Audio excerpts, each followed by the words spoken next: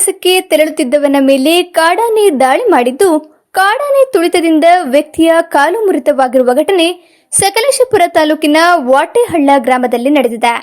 ದಿವಾಕರ್ ಶೆಟ್ಟಿ ಗಾಯಗೊಂಡ ವ್ಯಕ್ತಿಯಾಗಿದ್ದು, ಇಂದು ಬೆಳಗ್ಗೆ ಕಾಫಿ ತೋಟದ ಕೆಲಸಕ್ಕೆ ತೆರಳುತ್ತಿದ್ದ ವೇಳೆ ಏಕಾಏಕಿ ಕಾಡಾನೆ ದಾಳಿ ಮಾಡಿದೆ. ದಿವಾಕರ್ ಶೆಟ್ಟಿಯನ್ನು ಕಾಲಿನಿಂದ ತುಳಿದು ಪರಿಣಾಮ ಕಾಡಾನೆ ತುಳಿತದಿಂದ ವ್ಯಕ್ತಿಯ ಬಲಗಾಲು ಮುರಿದಿದೆ. ಕಿರಿಚಾಡುತ್ತಿದ್ದಂತೆ ಕಾಫಿ ತೋಟದೊಳಗೆ ಹೋದ ಕಾಡಾನೆ ಅದೃಷ್ಟವಶಾತ್ ಪ್ರಾಣಾಪಾಯದಿಂದ ದಿವಾಕರ್ ಶೆಟ್ಟಿ ಪಾರಾಗಿದ್ದಾರೆ.